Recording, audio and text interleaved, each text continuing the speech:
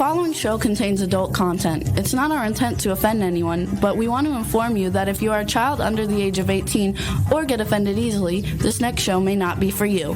The content, opinions, and subject matter of these shows are solely the choice of your show hosts and their guests, and not those of the Entertainment Network or any affiliated stations. Any comments or inquiries should be directed to those show hosts. Thank you for listening.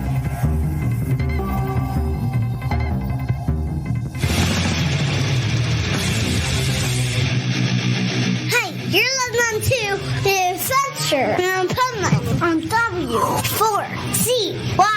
Radio.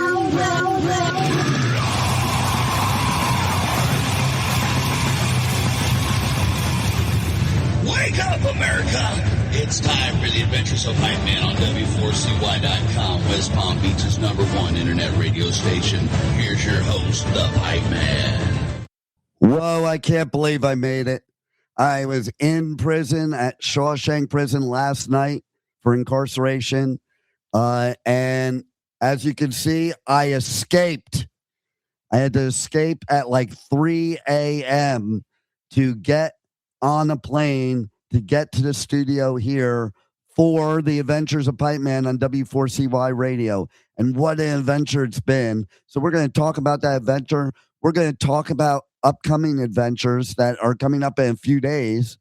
And we have two major announcements, not just one, but two major announcements that we're going to talk about. And then later on in the show, we're going to have the pet health guru who's going to talk about some great pet health tips, especially raising them from babies all the way up to adult and senior dogs. But before we get started, let's bring on our resident non-alien, Juan. Because I'm the alien, I'm getting deported. Okay, so I was supposed to get paroled from Shawshank last night, and everybody left at like 2 a.m. So I knew I wasn't getting paroled, and so I just escaped. And then I had to drive straight to the airport. And then I got here, I landed, I drove straight to the studio. And now we're here to describe what it was like at Shawshank Prison this weekend. Would you like to know, one? I would love to know.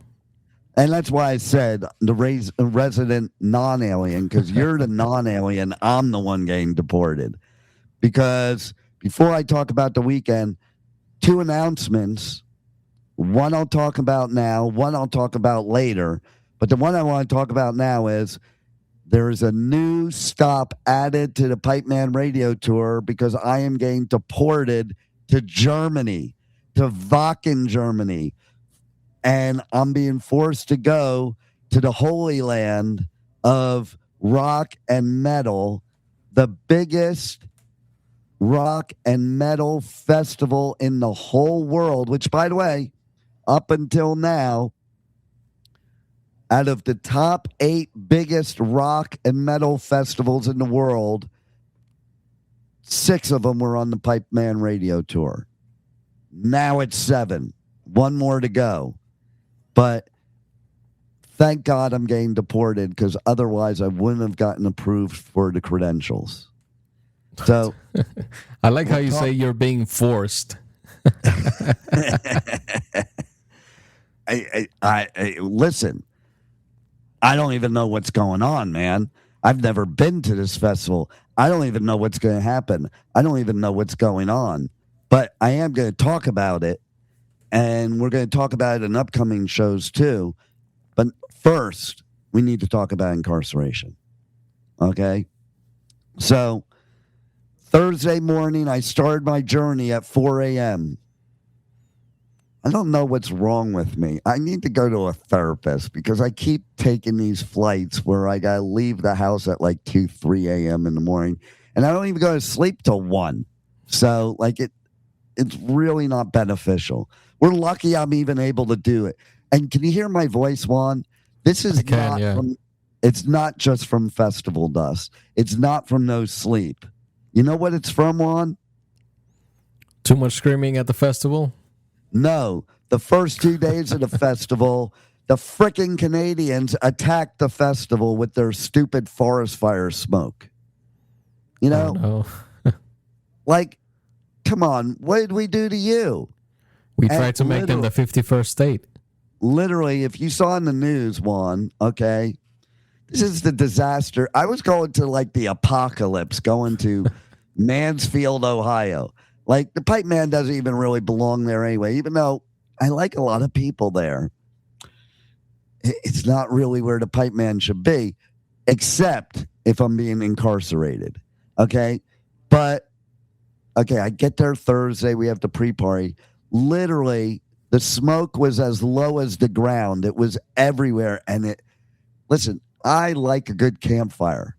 This did not smell good at all. At all did it smell good. And it was dangerous.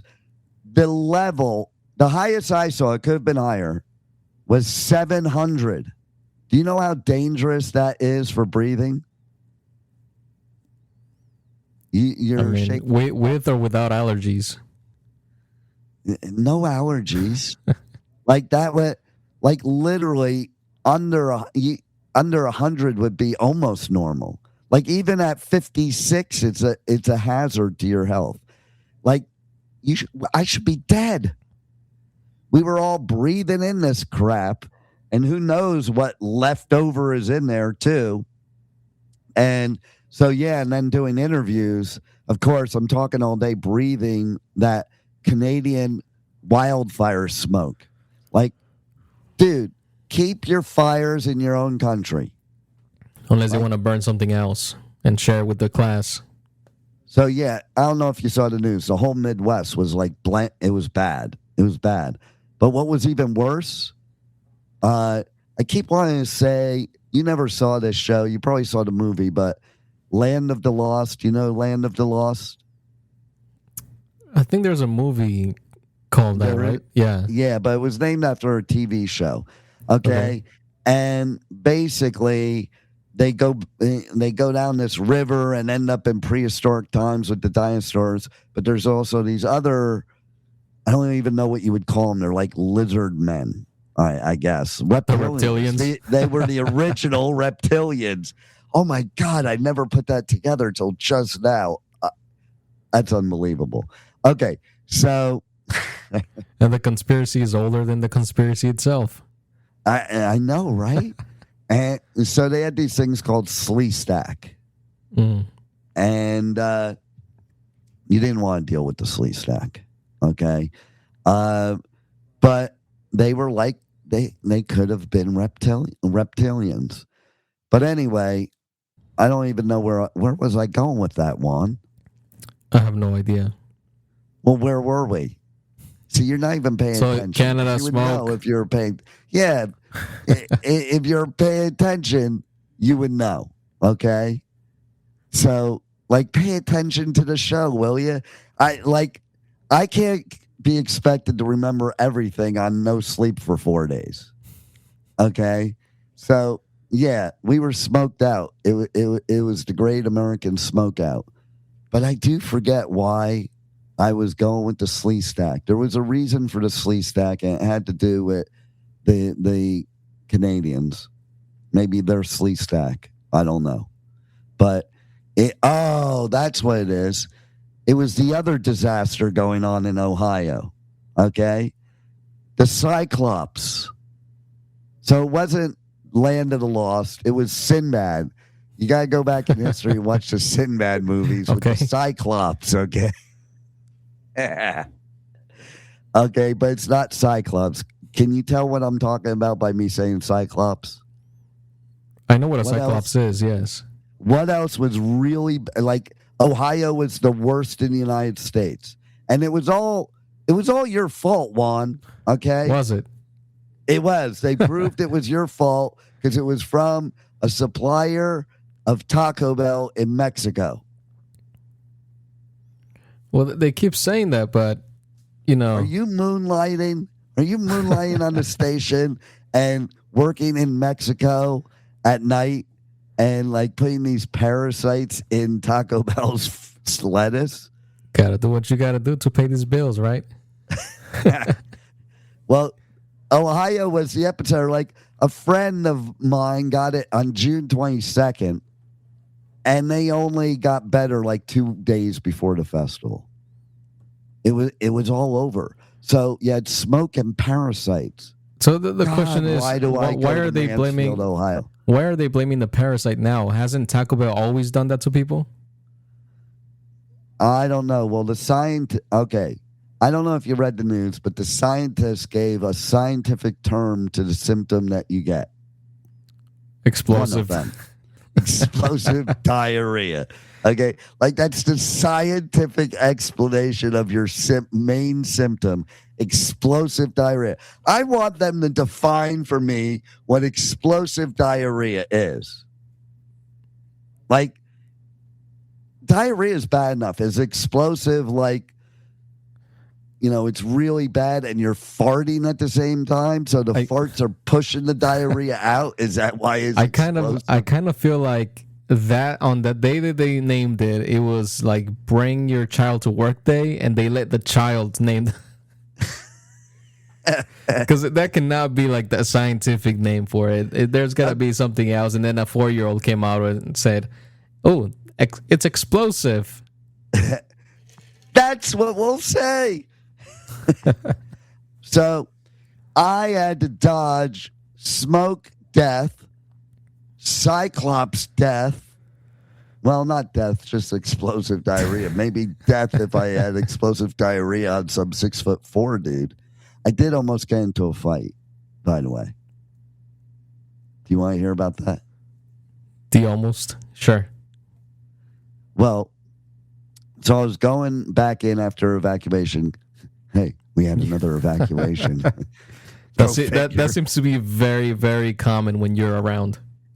Okay, so first day. Okay, wait. Let's back up for a second. Then we'll go into the good stuff. But I get there. Pipeman arrives in Mansfield, Ohio, and there's smoke in the air everywhere. Okay, and the first day was delayed. I've never had this experience. Delayed due to smoke.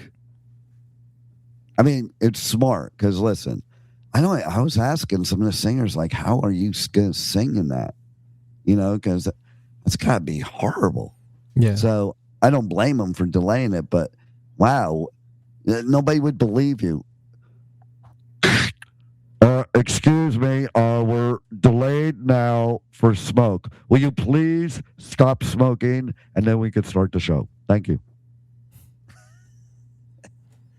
And then, okay, so then the second day, oh my God, did the Pipeman have an adventure.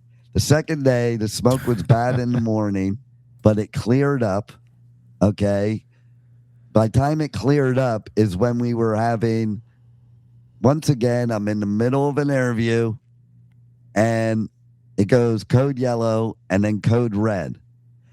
Now, mind you, the day of smoke, that night, we were in threat by a code yellow. Never went to code red, thank God. It waited till Saturday. Like, you can only have one disaster per day, okay? Pick one, okay? So, basically, then next thing you know, good thing I was almost at the end of the interview, though, and she came up and put up the sign that said code red. Because at Rockville, it wasn't a sign. She made the sign specifically because of me, okay? And because last time, Mike, so there's two people that run the media tent, and their husband and wife. The husband wasn't there at Inkcarceration, but he came up while I was doing an interview at Rockville, and he said red. He might have said code red, but all I heard was red because I'm doing the interview. And I'm like, but I already interviewed them today. Because I did. I interviewed Red earlier today, so I thought he was telling me my interview for Red was there, and I had to end this interview. But no, it was a code red.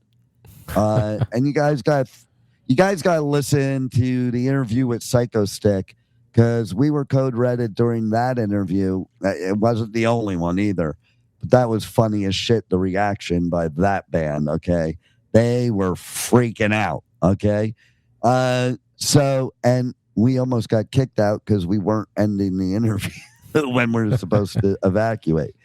All right, so I really did escape from Shawshank, and I'll tell you why.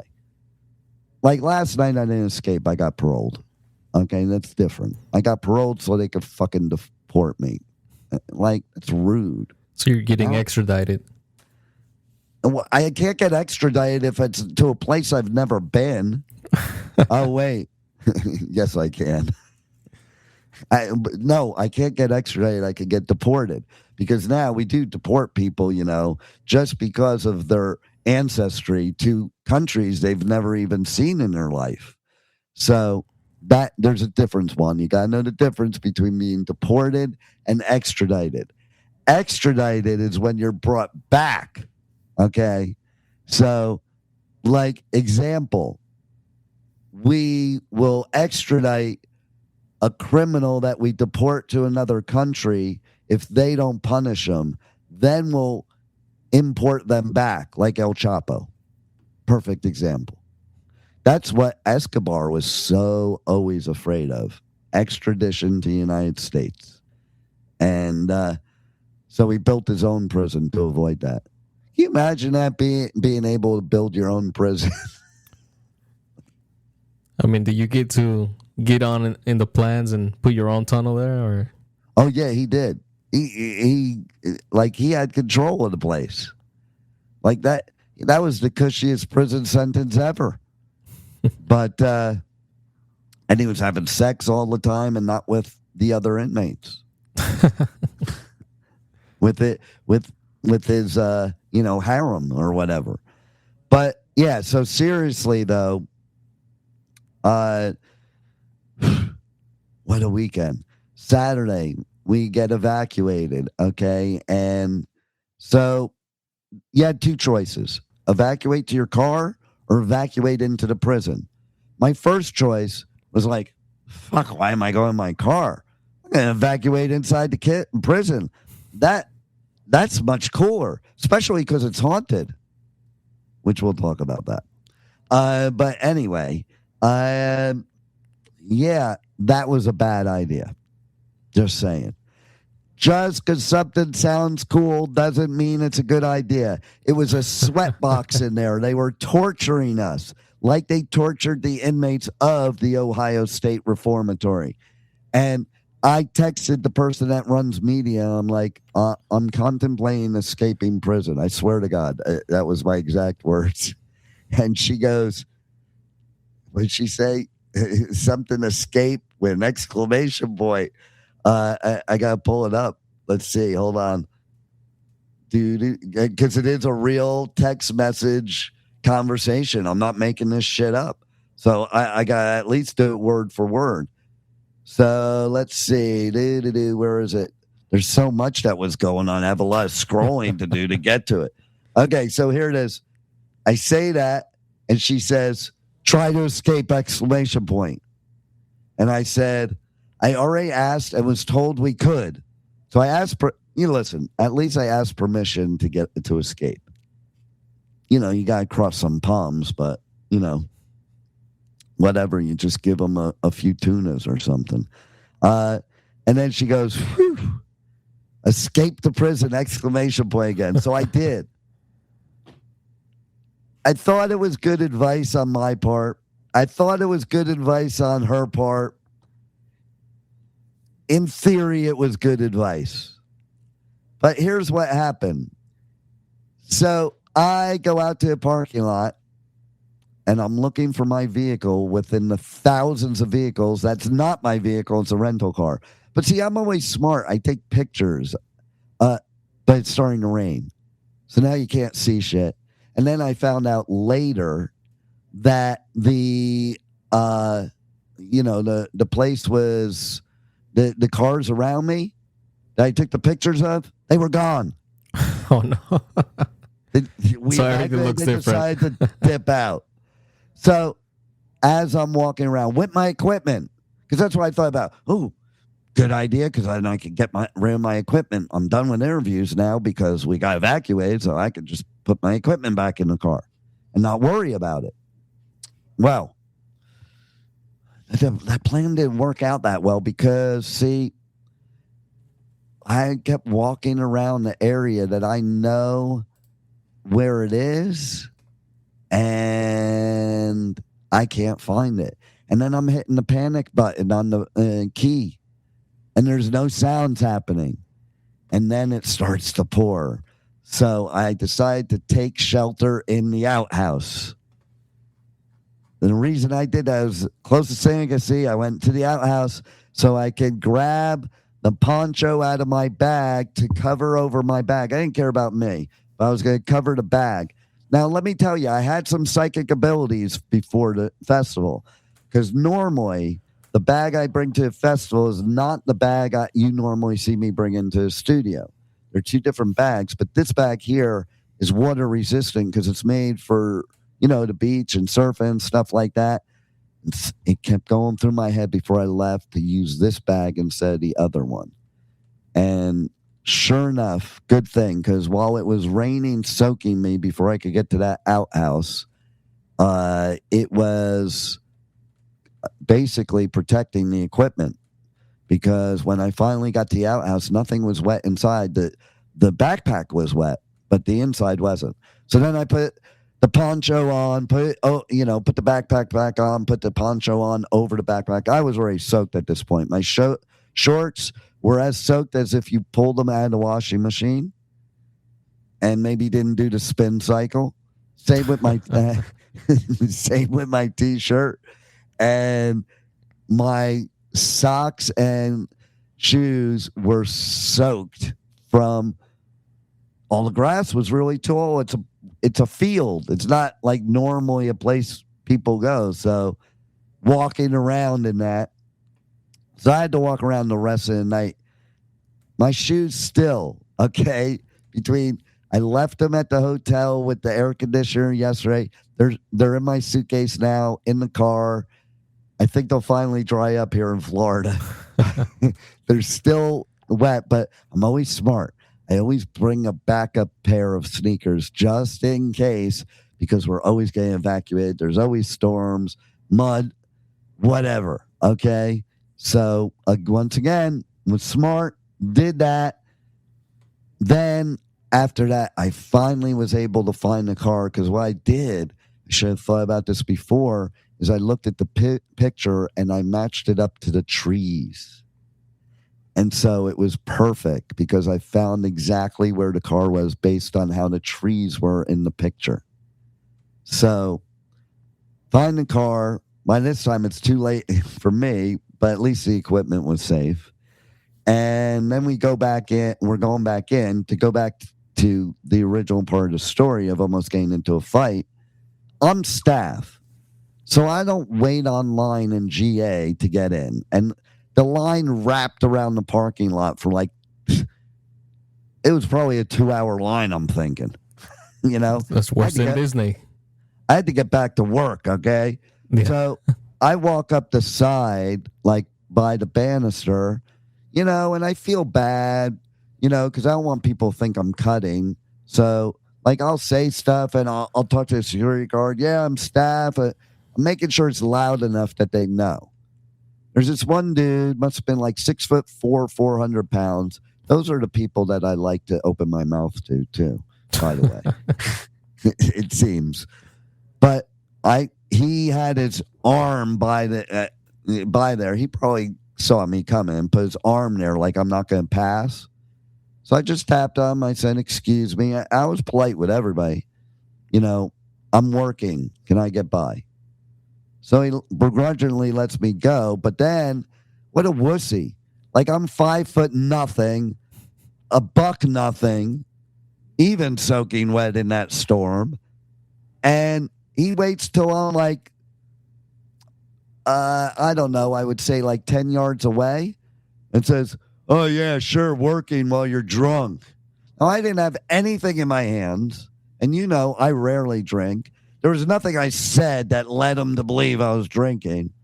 And I said, no, here's my credential, and I am working, and I don't drink, but thanks for opening your mouth. And he goes, I was just kidding. Calm down, buddy. No, you weren't. You weren't just kidding. And mind your own business. Bye. So, You weren't drinking, you were drowning. exactly. Maybe he thought I had alcohol all over my wet clothes. I don't know. Anyway, so that was that experience. And later in the night, I had to go find my car again, which wasn't that difficult because now I knew the guidelines, except it was dark and I'm in this field and I'm walking and there was a hole it was like a 15-gallon hole. If anybody can relate to what size that is, that's a huge hole. That's the hole you dig to plant a tree, okay, or a body, and or both. And so I'm walking, and then boom, stepped right in that hole.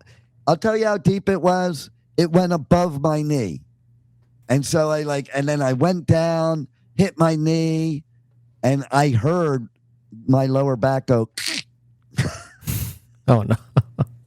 So that's not a sound you want to hear. No, it isn't. So that was that day. Okay, so the first day was inhaling dangerous, toxic smoke from Canada. The second day was that. Third day was beautiful. The sun was shining bright. It was a beautiful day. Everything was good. However, I went on the Blood Prison tour, which is the haunted part of prison. But in it, you don't know if you're being haunted by the characters or real ghosts, because the prison's haunted for real. Like on Saturday night, the Blood Prison music was playing at night, late at night, after all the Blood Prison people were gone and everybody in the reformatory was gone. And we even questioned everybody that worked there and nobody turned it on. So free concert. Creepy stuff like that. But when I was walking through it, and I'm the type, like, I laugh when they try to scare me in those things. Mm-hmm. And then, but I went through one room and definitely there was something messing with me that was not in that room. Just saying. Well, it was in the room, just not physically in this world. So there was that. But it was a badass festival. Like imagine, I don't know if you ever watched the movie, but it's one of the most iconic movies ever. Being able to hang out at Shawshank Prison. And I know a bunch of people got tattooed there because they wanted to have their first prison tattoo. Because it is a tattoo thing too, the festival. So if I got tattoos, which I don't, I would probably think that way too. But the music was just absolutely incredible. There's a bunch of interviews I did, even with all those shenanigans. There's like 14 interviews that you're going to be able to catch people on here. It's going to be here on the Adventures of Pipeman Live, but it's also going to be on our podcast on iHeart, Pandora, Spotify, Amazon Music, Audible, and like over 100 others. Okay. So make sure to check out. You could go to the adventuresofpipeman.com and you can get the newest videos of any of my episodes, but you can get Inkcarceration podcast interviews on there within the next day or two. So keep your eye out for that. Okay, so now I said I was getting deported. So I'm leaving Sunday on the Pipeman Radio tour to the biggest rock metal festival in the world. I have been approved for the first time this year. And lucky I have a friend there. I'm like, you need to show me around because this place is bigger than the town we're in right now, pretty much. It's a huge festival. You know when the media tent I just found out today, you know when the media tent's open? When? From 10 a.m. till 3 a.m. So if you think I didn't get sleep this weekend, wait till I'm 6 hours ahead or 5. I think it's 6 hours ahead over there. Oh my God. No rest for the wicked. And then after that, I go to Bloodstock. Straight from there to Bloodstock in the UK, one of my favorite festivals. That's going to be a lot of fun. And check out, they do this cool thing. It's called the Sophie Lancaster Foundation that they support. One of the stages is that, and that's because of somebody who was a goth person that got attacked after a show and killed senselessly for no reason. So we show our support there. And on Friday of Bloodstock, everybody in the whole festival wears pink in honor of her. And then I said I had one more announcement. We're going to do that one more announcement, and then we're going to go to a quick commercial break of the Rocklahoma commercial, because that's the next festival after Bloodstock, Labor Day weekend, America's largest, best camping rock music festival. You could be there. You can win tickets from me, the Pipeman. Just go to Pipeman Radio on all socials and tell me why you want to go to Rocklahoma, and you'll be entered to win tickets to go to that show. But first, I want to tell you, the Pipeman's in a conundrum. He normally covers Riot Fest. He normally covers Louder in Life. This year, they're the same weekend. And there was a major announcement made this weekend. It's all over the news. It was on Good Morning America. But Captain James T. Kirk, 95-year-old William Shatner, is going to debut his heavy metal band at Riot Fest. Not only that, he had a list of demands. Would you like to hear what his demands were? Let's hear the demands. Okay, I want Pet Health Guru to be involved in this, because I'm sure he knows James T. Kirk, and I have I got James T. Kirk got me through college, basically. Okay, because that was my only free time, working 80 hours a week and pulling 17 credits a semester at Rutgers. My free time was watching Star Trek. So here was William Shatner's demands. Rename a boat in honor of William Shatner so he can captain a ship again. The town of Chicago has to provide that, by the way. So Riot Fest has been writing him for 10 years to do this, okay? He's finally doing it, and he made demands from Riot Fest and from Chicago. Chicago also has to do it one prominently displayed Riot Fest 2026 billboard with William Shatner's face and the face of one lucky fan. A classic Chicago food item to be named in tribute to William Shatner. William Shatner gets to co-anchor the weather outside with Chicago's most beloved meteorologist. William Shatner gets to sing Take Me to the Ball Game at a Chicago baseball game. That's what Chicago has to provide. Riot Fest must provide during the performance fire breathers, many of them, an intro video created by Guar, and an artist golf cart shall be replaced. Instead of an artist golf cart, he wants a DeLorean to bring him around the festival. And then for hospitality, Riot Fest must provide a dressing room, and it shall be themed as Shatner's Shag Shack to artist specifications. See 18.3 of performance contract. This is serious shit, too, by the way. It's not a joke. It's real. 4 feet of Polish sausage. 1 Montreal Canadian hockey sweater signed by John Stamos. 8 pallets of Fago. That's the stuff that Insane Clown Posse sprays at the audience. Not to be shared with Insane Clown Posse, it says. 1 pair of white tube socks and 1 pair of underwear. An assortment of this is where Pet Health Guru comes in.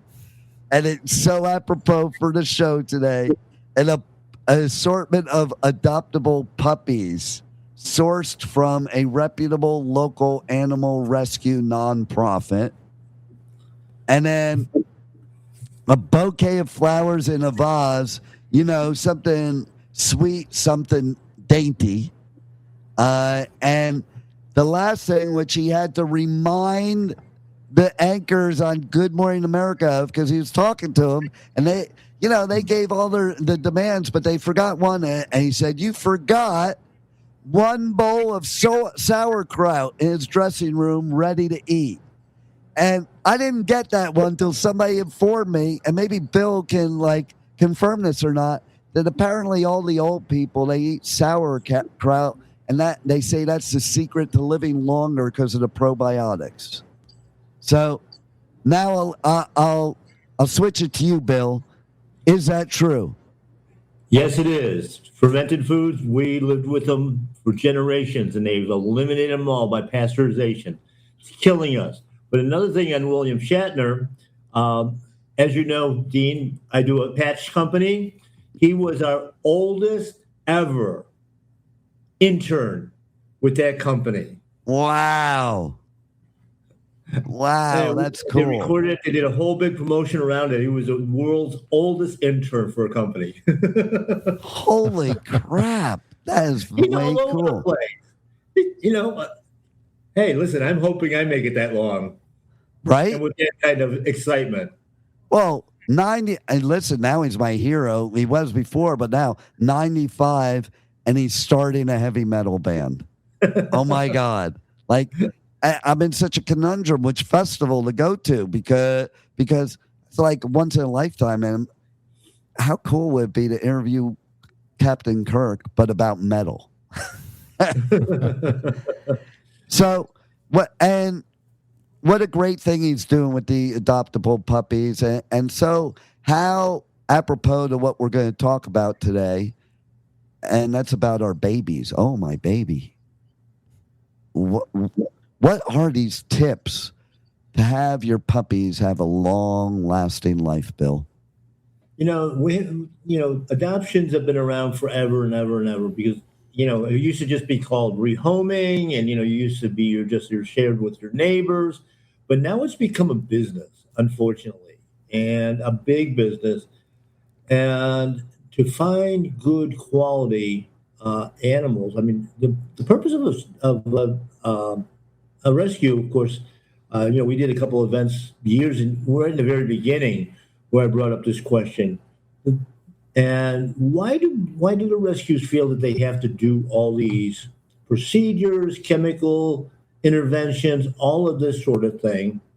And how come the veterinary industry is into it so deeply? If you're taking a dog from a bad place or a kitten from a bad place and putting it into a good place, that's admirable. That's what we want to do. That's what rescue's job is. But they go through and they start incorporating all these veterinary procedures and protocols into it, which, number one, raises the price, so that they can't do it affordably. Adoption fees go up and up and up. The other thing is many of the animals that are in rescue today are there because of the veterinary expenses. It's interesting. You can't, I have to, in fact, a lot of rescues as well. If you sign an adoption agreement, you have to do a certain number of veterinary visits, keep up to date with certain procedures, all of which have got documented histories of actually making the animal sicker. It's kind of like I'm creating customers through the kind-heartedness of people that want to help. Yeah. And that part of it is a really, really sad part of it. Now, I've been involved in rescue work for, probably 50 years. We actually do run a nonprofit, Lone Pine Rescue, which we've had for 20-some years. And our purpose is not so much to move animals, but ours is to try to teach them about holistic care and natural living so they don't need the services of doctors and veterinarians. And we want to get them on the right track. Finding good, reputable ones is sometimes difficult too. I mean, they all look good on paper, let's face it. I got a 501(c), and, I'm running off of donations. But many of these 501(c)s, as you're well aware, and I am, basically, they're created to create a paycheck for the person that's running them. Yeah. And, so it's very difficult. You really have to dig deep and find those with the best reputations and, that stand behind it. We do happen, I'm going to give a plug, which I never do, but we work with the Milk Drunk Foundation down here in South Florida, Miami, that does all neo care for really debilitated animals. And the founders of that were on the Pet House Cafe show this past week and explained what they do and how they do it. And I mean, just the care of these animals is phenomenal. I mean, one of the founders of it, it's one of the few people I've ever found with the same passion that I have for helping animals. Nice. And, that's very hard. That's a needle in a haystack right there. Yeah. So, but yeah, I mean, we try to work with as many as we can. We've always offered different programs for rescues that want to work with us on getting those poor abandoned animals out in a healthy state and move forward. Let's keep these animals healthy and long life, and don't put an animal in, coming out of a shelter into a family that may have all kinds of financial issues down the road because of what was done in that rescue. Yeah, totally. So, what do you think of this idea, too, of William Shatner? All the other items were kind of ridiculous, but he really was being serious. Like, he wants to help pet rescues, and that's a condition. Wouldn't that be great if most artists or famous people took that strong of a stance to help animals? There's a lot of them that make a good claim out there, but, unfortunately, most of them are tied to a commercial interest. Yes. And, it's like every celebrity now wants to get in on either having a forever home, a ranch for animals, which most of it is bogus anyway. But also then they're all creating these brand new supplements and brand new foods that are supposed to be, just super. And they're really nothing more than the same old stuff that's been out there forever. But I'm putting my name on it and I'm making money off it. Yeah. I think people don't realize, like, when they see something named after somebody or that they, they're the sponsor person or the spokesperson, that they don't realize that that's what it's about. It's business. It's not like, a passion. Yeah. I mean, it's exactly, it's like, okay, I'm so-and-so, and when my dog Lulu got, hip problems, I was looking for natural solutions. So I went to basically allopathic medicine and found somebody who was a little bit off the wall to help me develop a variation on the standard dog food and at a premium price. And this will actually save their life, maybe give them 1 or 2 years extra.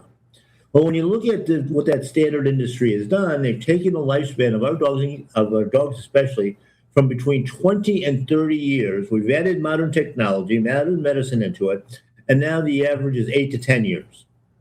That doesn't seem like progress to me. No, not at all. Well, thank God we have people like you too. So keep fighting the good fight for our little furry friends. Every day, in every way. and I see, Juan shaking his head too, and so I have to say, and the guppies. Absolutely. I'm working on a new formulation for guppy food. See, there you go. That I would be interested in, yes. Yes. Unfortunately, one of the favorite foods for guppies is baby guppies. I was going to say other guppies, and I was going to be funny about it, but that's really what it is then. Yeah. Oh, do I want to help a cannibal? Well, I mean, there's a lot of animals that we don't think of as being carnivorous, but that they really are. But then, there's another part of it, because I was doing some work over the last couple of weeks. And, we're, as mammals, we think, nurturing and, mom raising you and everything else. But there's a lot of animals out there that as soon as they're pushed out or they hatch out or develop, are completely on their own. Parents have nothing to do with them at all. They're born with the instincts and the abilities to survive.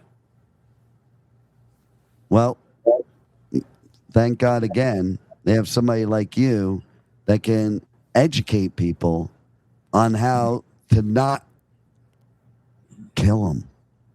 Yeah. Yeah. I mean, wanna like, kill 'em not on kindness. purpose, but listen, bad advice. Yeah. I remember back, oh God, this is probably 20 or 30 years ago. One of the humane action groups went up into, I think it was Washington State or Idaho, up there in the Northwest someplace, to rescue minks. There was a big mink farm up there that they were raising the mink for, fashion, obviously, coats and hats and stuff like that. So, not knowing the animal themselves, they broke into this place, started opening up all the cages. And no. mink are a terrible, ferocious fighter. 90% death rate in the first half hour. They killed each other because they're so territorial and they are carnivores. It was such a disaster. I mean, can you imagine that the group, their PR person, how they explain that one? Yeah, exactly. That's a PR nightmare right there. Yeah, that'll be followed by criminal charges. Yes. Well, of course, they had trespassing and to start with, and disorderly conduct, and releasing the animals themselves under the animal rights code. That would technically fall under destruction of property, right, for the business. Yes, absolutely. And that was for kindness. We're going to release them and let them live free. Oh, my Lord, for kindness. Yeah, well, it's good you bring that up because there's sometimes people I've met in my life that, their heart's in the right place. They think they're doing the right thing, but really, because of their lack of knowledge, they're not really doing the right thing. Yeah. Yeah, and especially now in the day of social media, where someone with bad knowledge or lack of knowledge will make a statement, and then that statement gets echoed throughout other accounts who believe that's the right statement because they agree with it, and then you just have a wave of misinformation going out there.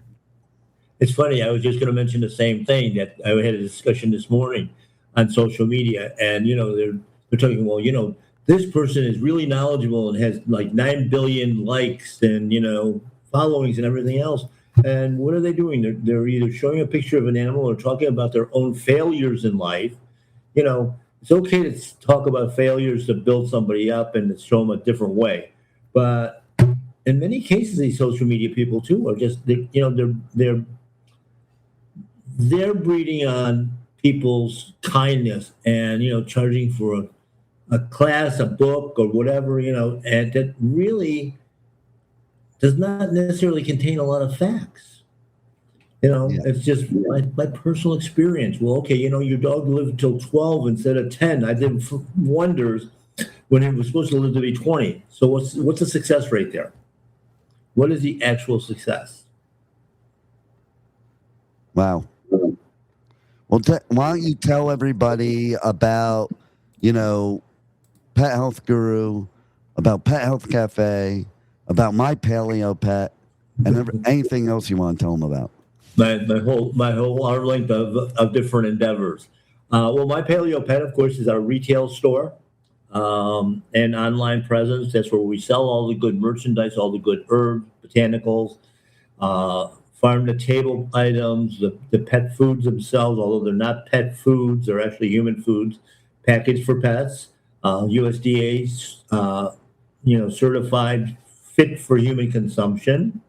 We do raw dairy as well, raw cow's milk, raw goat's milk, which a lot of people, even though it's labeled for not for human consumption, there's a lot of good, healthy kids out there that are growing up strong and healthy because of it. Pet Health Cafe, of course, is our podcast, and I use it also under my magazine articles, and now we're setting the Pet Health Cafe Media Center and Education Center, where we'll be able to have guest speakers coming in and be doing Zooms and different podcasts and that sort of thing to build up the business. As I mentioned, Lone Pine Rescue is still out there trying to help other rescues do the best that they can. And, myself, I do consultations on nutrition. We help both people and pets. So I'm kind of like all over the place, as you're well aware. We manufacture also the BioComplete line of foods and herbal products. So we're kind of multifaceted in that we found the problem where we need to improve the health and welfare of these animals through rescuing them, putting them on a species-appropriate diet, using different herbs, botanicals, and natural means to help their bodies heal themselves, because medicine does not heal anything. The body's got to do it itself, and all we can do is provide the tools. So we're there for that. And, of course, then put out a distribution system that we can ship it all over the country, to get this stuff into your hands as a listener and as a viewer to make your animal healthy. And then the consultations on the backside to make sure you're doing it right. Well, I strongly suggest everybody check out your show, your podcast, and your store. Best ever if you care about your pet. It's the only place where your pet has a voice. And Pet Health Guru, don't go away. I want you to stick around till after I end the show. And right now, Juan, let's roll Rocklahoma. It's here, Rocklahoma, celebrating its 20th anniversary, and for the first time ever, Slayer, and the return of Godsmack, and Papa Roach. Rocklahoma is back Labor Day weekend, September 4th through 6th, with Slayer, celebrating the 40th anniversary of Rain and Blood, Godsmack, Papa Roach, also Stone Temple Pilots, The Pretty Reckless, Black Label Society, Jet, Wolfmother, Hollywood Undead, Dropkick Murphys, and Cypress Hill. Rocklahoma 2026, 20 years. Slayer, Godsmack, Papa Roach, Stone Temple Pilots, Cypress Hill, and so many more. Labor Day weekend, September 4th through 6th in Pryor, Oklahoma. Go to www.rocklahoma.com for all ticket and festival information. Don't miss Labor Day weekend's #1 rock and roll party, Rocklahoma. And you can come to Pipeman Radio on all socials and be entered to win tickets to Rocklahoma. And Juan, why don't you come back on here for a second? And we could bring Bill on too. He can chime in if he wants. But, okay, so there's a connection between incarceration and Rocklahoma. And if somebody tells me on my socials what that connection is, then they will be entered to win. Now, Juan, do you know what the connection is? They both have you banned from there? No. I wouldn't be able to be going there on the Pipeman Radio tour if Well, I that's was why you're going banned from under it. a moniker, right? Well, that may be true, but, they know the real me. I'm not Rebel.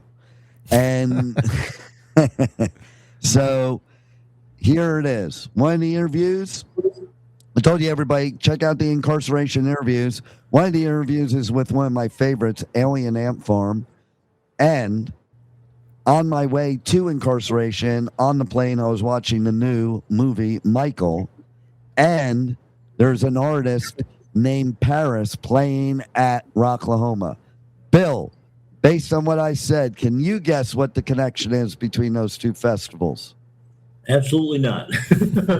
How about you, Juan? No, nada. All right. Listeners, that's all the hints you're getting. And you got to go to Pipeman Radio on all socials, and you could win 2 weekend passes to the best camping rock festival in the United States. Or so I was told.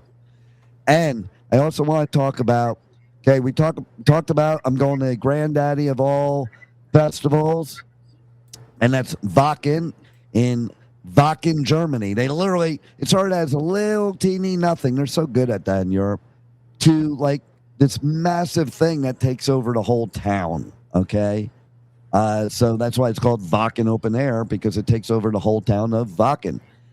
And then after that, I'm at Bloodstock, which is one of my favorite festivals to do all year for so many reasons. It's family run, and it's a family feeling. If you've never been there and you're going to pick one festival to go throughout the year, go to that one. It's in the UK. Greatest people ever. Greatest festival.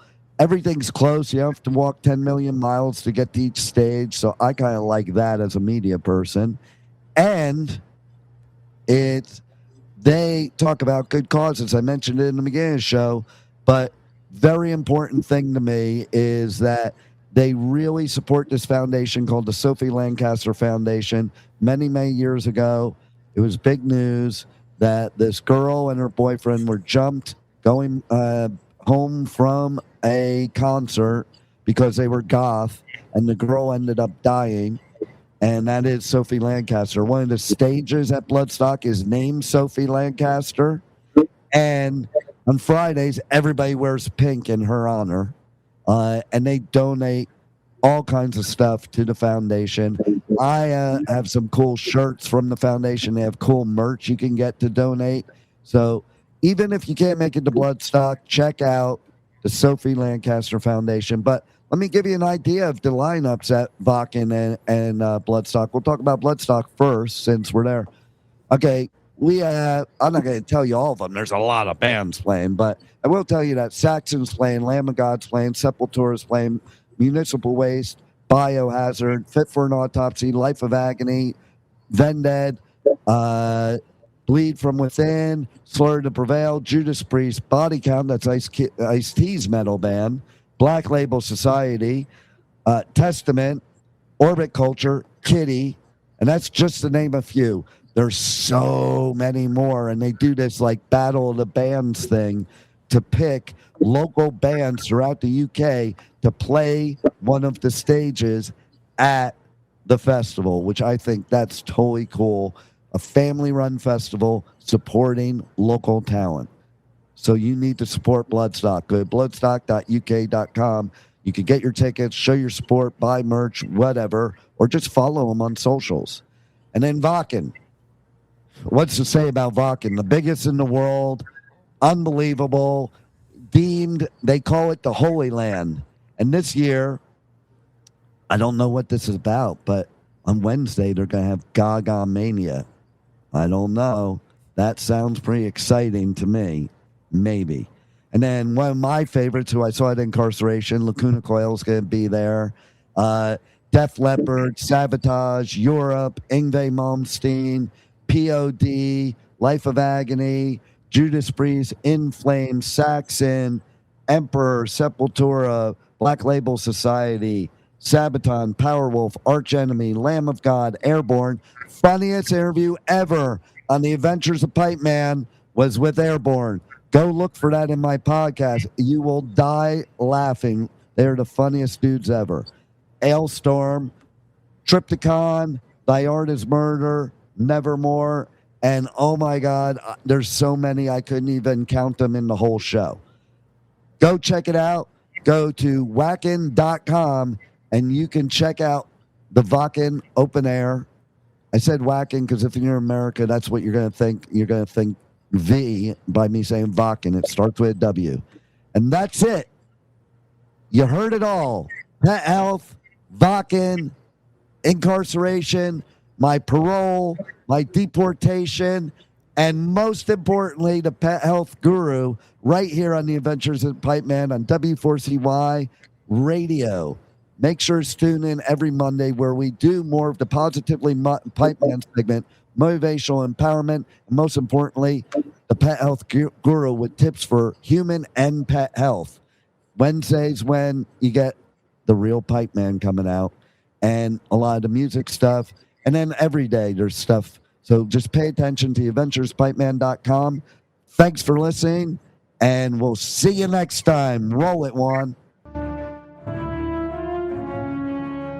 Thank you for listening to the Adventures of Pipeman on W4CY Radio.